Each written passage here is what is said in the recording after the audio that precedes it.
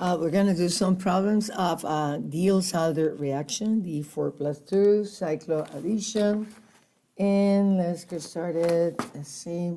I have now, this is my diene, and I have the following dienophile.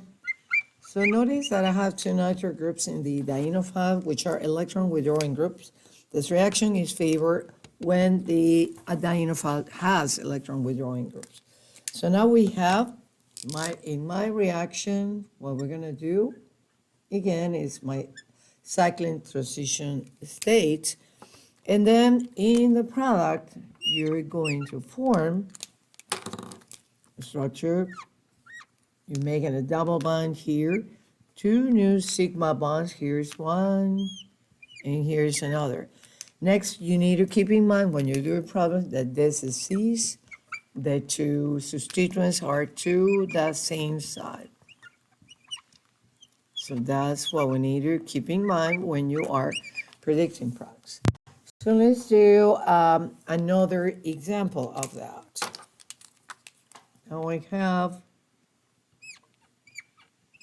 I'm using the same diene but a different dienophile. And what I have here is the following structure.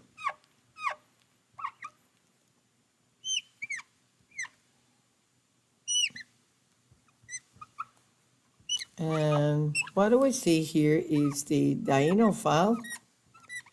It's like that. Has two electron withdrawing groups. So we see that's an ester, is a metal ester, and that's another metal ester. Right, so, and it's also trans. We need to keep that in mind when we are writing products. If you're given a substrate like that, what is easy to do is to rewrite that so that you can have the double bond stay in front like that in this type of drawing. So I'm redrawing the dienophile, and now I'm drawing this form, by keeping in mind that this is now trans. And all I'm doing now is abbreviating. This is my ester group. And on the other side, I have the same. And now this is the same two compounds that I had at the beginning.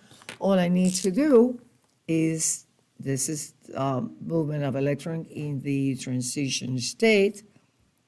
And I'm making that structure type of cyclohexene product.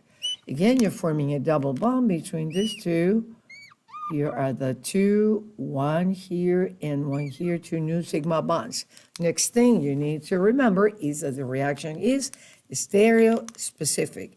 If you're starting with the trans dienophile, then you need to do this. And this will be ester and another ester group. They're identical. And you get that plus the enantiomer. And I'm going to do that En. All right, so that's one example. Let me do one more. But this time I'm going to use, say, furan. I want to use a different dienophile, a different diene. So now I'm using this furan. And that can also act as a diene. Notice that it is locked, as we have said before, in the SC's conformation. This is the reactive conformation of butadiene, and this is locked that way. And so now I want to make it react with, let's say, what dienophile. I'm going to do this. So I'm adding electron withdrawing group. Remember that this AHO, that's an aldehyde function group, right? So I'm redrawing that more explicitly. Here is this. So I'm saying that you have two aldehyde groups. What I did here was abbreviate that, so CHO. Next, what you want to do is move the electron in a cyclic fashion. So you're making this movement. Let me draw another color right here. You can see better that. And then getting this in forming that double bond. But now notice that oxygen here is not participating. So we're going to do two types of drawings as I showed you before in another video. So I'm going to draw the structure like similar to the cyclohexane first, and then I'm going to do it in perspective. So if I do this type of drawing, remember that two things here. These are strands, and I need to put those strands as well in the product because the reaction is stereospecific.